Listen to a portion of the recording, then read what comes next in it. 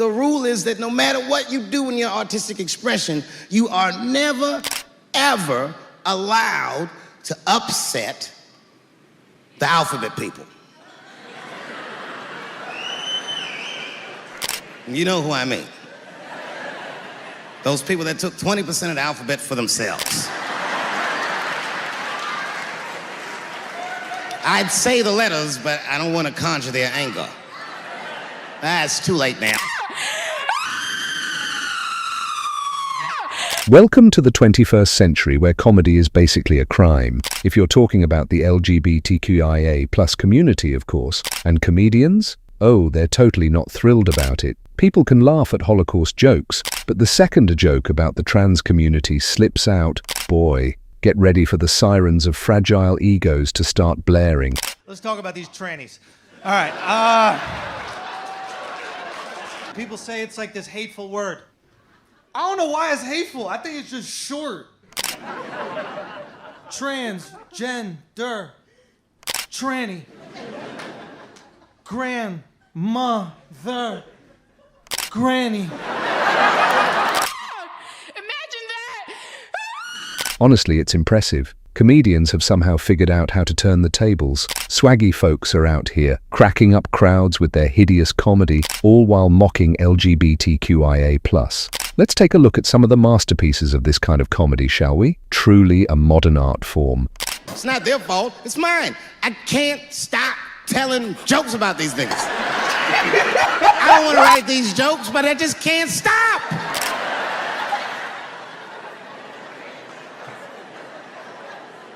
You know, you hear all those letters together all the time, LBGT, LBGT, and you think it's just one big movement. It's not. All those letters are their own movement. They just travel in the same car together. Like bro, of course, you expect the funniest people on earth to not joke about grown adults dressed like furries, drag queens, and men rocking feminine outfits.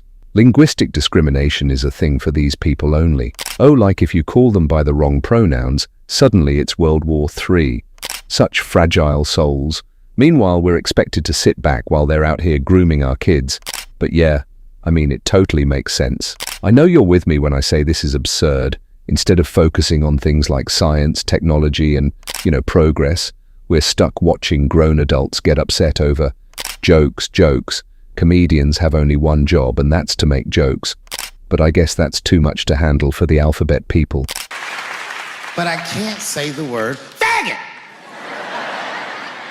And she said, because, David, you are not gay.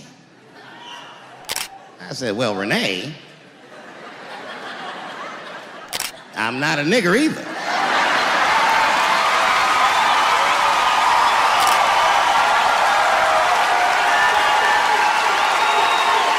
Girls and boys, now look, making a joke about this community is offensive, completely offensive. But if you listen carefully, the community itself, now they are a joke themselves, dude. Just check out this next scene. Hey, this is my boyfriend Derek. This is Derek's boyfriend Ben.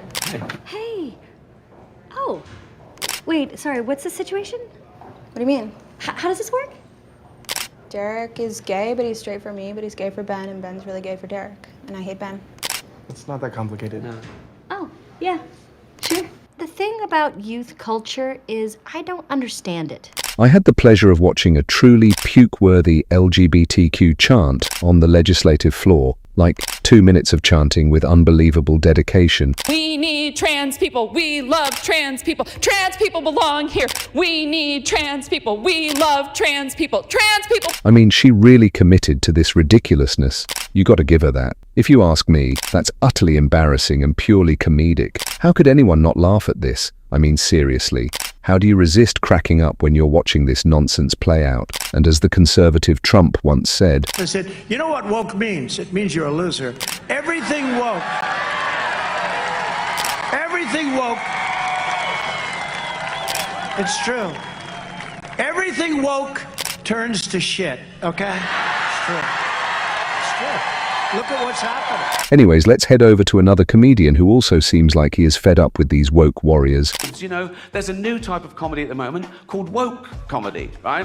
No, it's very progressive, you know. There are some clubs now where the comedian has to sign a thing saying he won't say anything contentious or he won't say anything that could offend anyone. It's a safe space for the audience. Woke comedy. And I tried to watch a bit of it, and I decided I'd rather watch Louis C.K. masturbate. Can't mention him anymore. He's cancelled. Not enough to apologise and move on. You got to... And the big controversy last time I did it was a Caitlyn Jenner joke, right? Oh, outrage on Twitter the next day. And by outrage, I mean a couple of people going, it was transphobic. It wasn't transphobic in the slightest. It was a joke about a trans person, but the joke had nothing to do with that aspect of her existence. And that's the other thing about offence. People get offended when they mistake the subject of a joke with the actual target, and they're not necessarily the same. I'll tell you the joke. You make your own minds up. Right. So... Comedians are trying to tell people that there is no comedy without freedom of speech.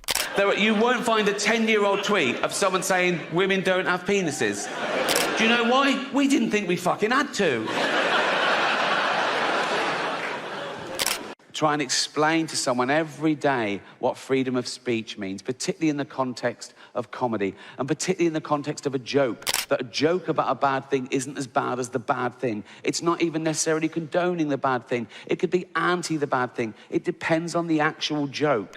And this woman said, you should never make jokes about food allergies. I should have left it, right? I sent back, I make jokes about AIDS, cancer, famine, and the Holocaust, right? And you're telling me I should never joke about food allergies. She sent back, yes, but the Holocaust didn't kill children. Well... Women.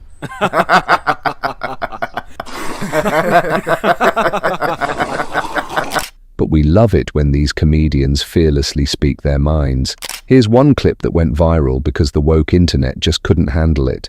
This man on the stage made 100% sense. His jokes weren't only funny but thought-provoking as well. But you know what? Woke people do not seem to grasp anything these days. And for the cherry on top, here's another one that had me bursting with laughter. But don't worry. Trannies will be accepted. Everybody's so concerned about them. They will be accepted. I promise you. Just like everyone else, when they're attractive.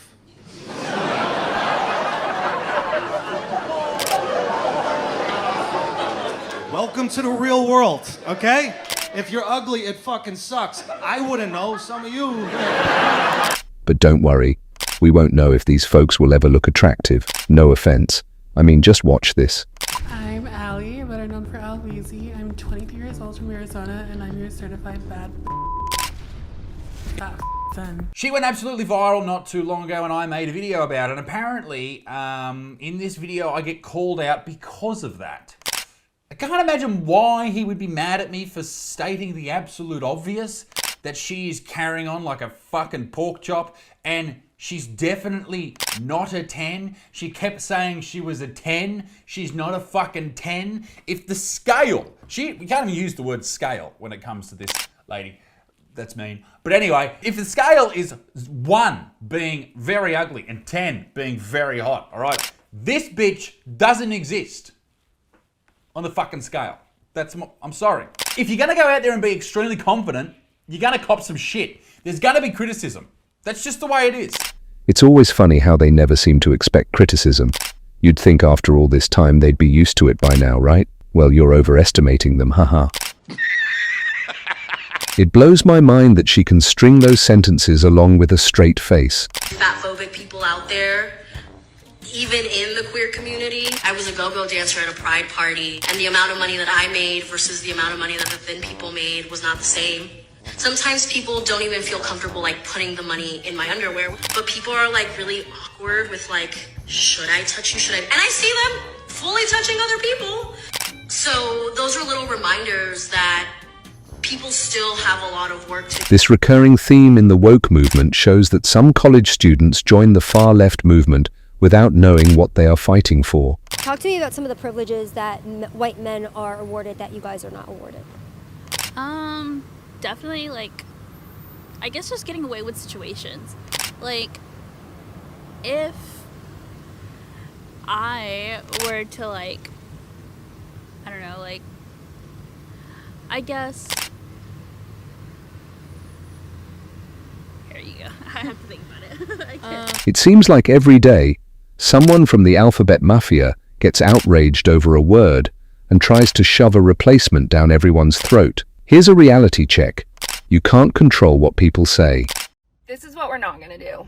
The cis people have been getting what they want for forever. If you want to call chest feeding breastfeeding, I don't give two shits. But on my platform, where I want to make people from the alphabet mafia more comfortable because I am a part of the LGBTQ plus community, I'm going to continue to say chest feeding. We live in a society where the word breast has been over-sexualized by the men, by the cis men. So for a lot of us, chest feeding just feels less sexualized. But again, there are those who are non-binary and those who go by other pronouns who feel more comfortable with the word chest feeding. I don't give two shits. I don't give two shits. Not one fucking shit. None. I don't give no fucks, no shits about cis women being offended by chest feeding. I'm not fucking doing it. I'm not fucking doing it. I'm not fucking doing it. I'm not doing it. I don't care.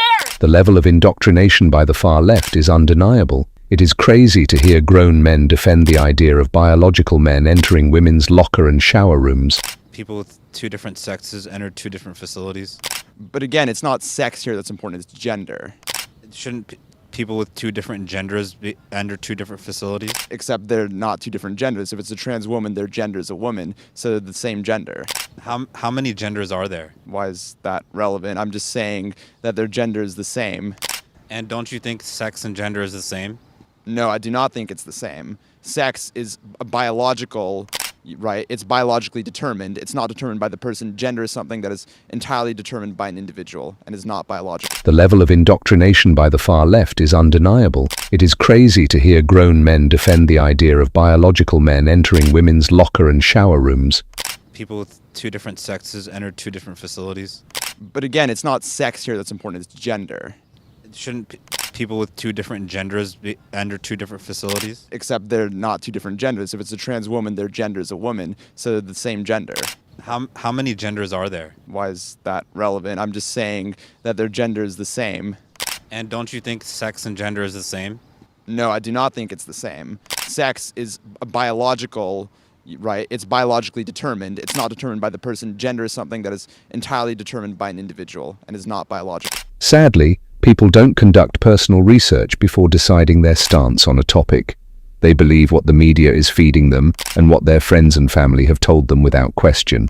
We kill them. We kill them. What about the issue of when does life begin?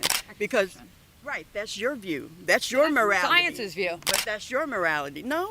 Yes, it's actually scientifically proven. Because when do you think life begins? I haven't. You can't find. They can't find an arbitrary date. See, they can't find an arbitrary date, and you can't either. And so you can't tell me that it begins at conception. It does when the sperm meets the egg, and it creates its own human genetic code. That is when it becomes. You don't. Thank you. Thank you. So you're saying they giving mixed messages. You said they is that complex scientific conversation right now? A debate going between that, or is that an objective truth? If it's not proven, then we can't. That's not proven? I mean, It hasn't been proven. Yes. And just like you could find a scientist that will say that, you could also find one on the other side that will not say that. And these are the so-called enlightened ones among us? Yeah, sure. I guess they're just thinking like in simple terms, like, you know, a woman gets pregnant, man doesn't. Also, I feel like men can like breastfeed. I guess if you were saying that men can get pregnant, then you would imagine that men could breastfeed as well. Yeah, I saw it on BuzzFeed once, so I think maybe. Are you trolling me? No, I'm serious. The guy strolls in, convinced he can take down the speaker just because he didn't go to college, and in the most ironic twist ever, it blows up in his face. Well, but you didn't go to college, so I guess you wouldn't know. It's true, I didn't. Can you clarify your definition of critical race theory? Intro to Critical Race Theory, 1991 by Derek Bell. Yeah. Wait, but... Are you familiar with that literature? Well, yeah, I read the book, but I don't remember anything about it. It was for, like, a college class. Like, let's be honest, nobody remembers the books they read in college. Sounds like a great value proposition to go to college. No, it is, trust me. But, like, well, but you didn't go to college, so I guess you wouldn't know. It's true, I didn't. So let me ask you though, does that mean that I'm not able to have this conversation with you? Because I actually remember the book and you didn't, and you paid for it.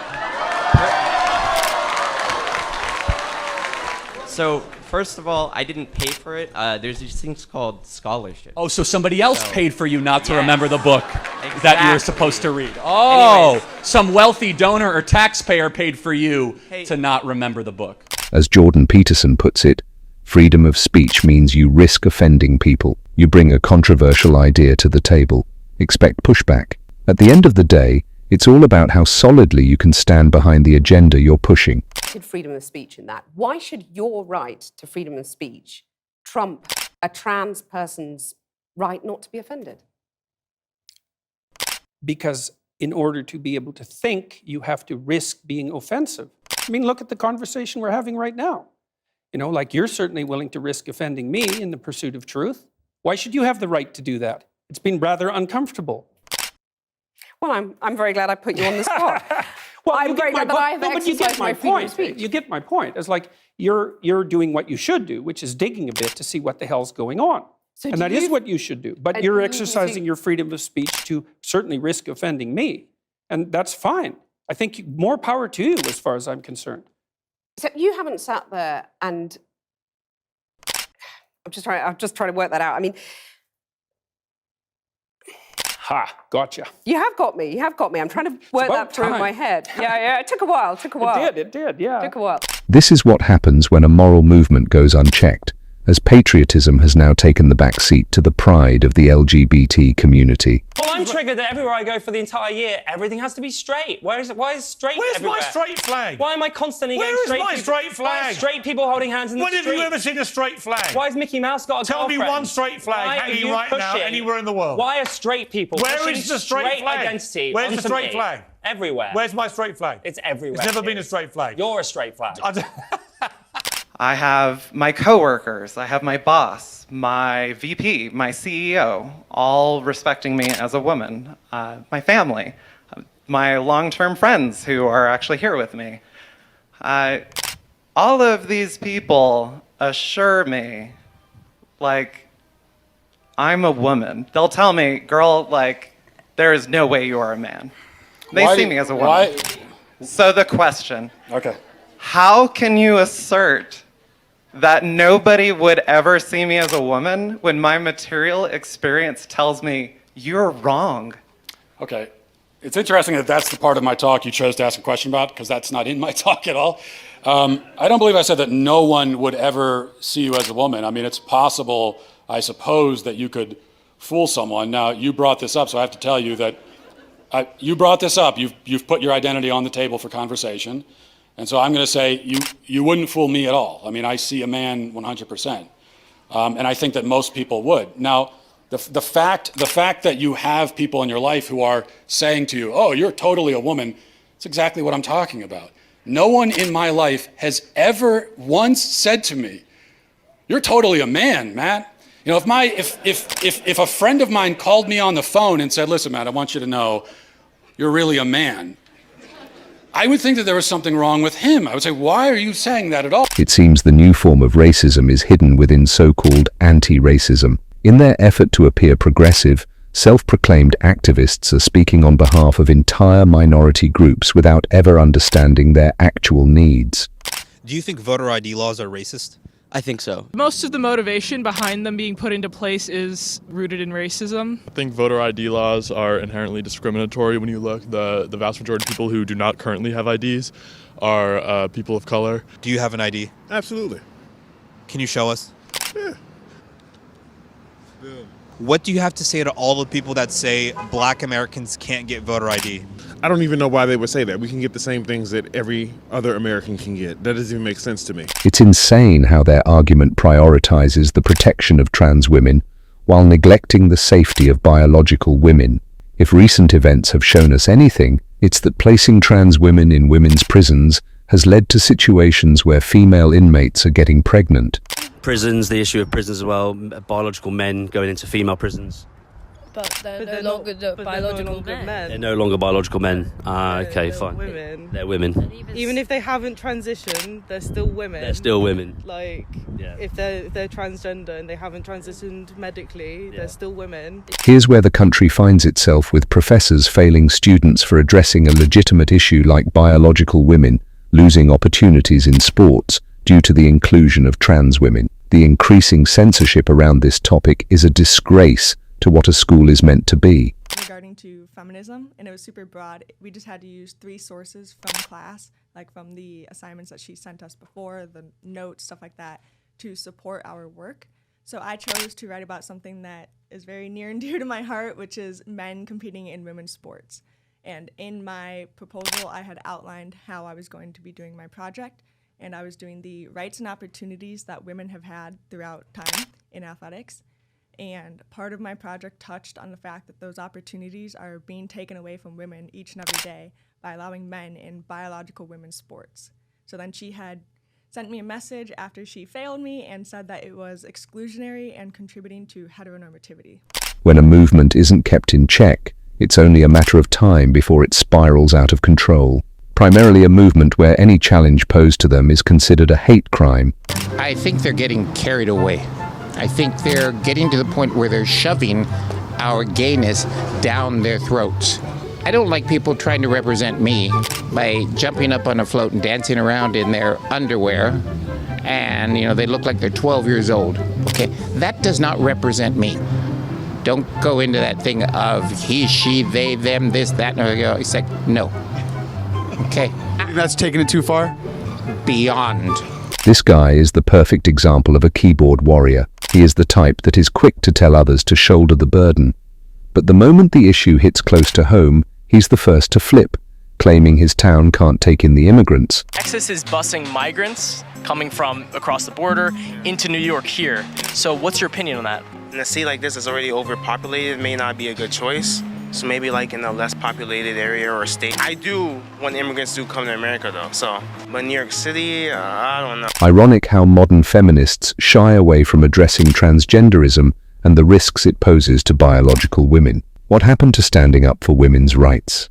Yeah, I'd just be interested to know, when we talk about, modern feminists, where they've been, because lots of modern feminists, Kate included, don't seem to want to talk about the existential threat posed by transgender ideology on, hang on one moment, on women's spaces, on the fact that there are boys and girls toilets in schools and girls don't have access to single-sex facilities, on the basis that we are changing. This is what happens. Modern feminism, the biggest threat. Well, jokes apart, it's actually very sad that such sensitivity exists today. But hey, if you're tired of falling into that trap, stick around for more of our content. We're here to help you evolve into the ethical human the world desperately needs. So, hit the subscribe button and don't miss out on our next video. Trust me, you'll need it. And we love having you here.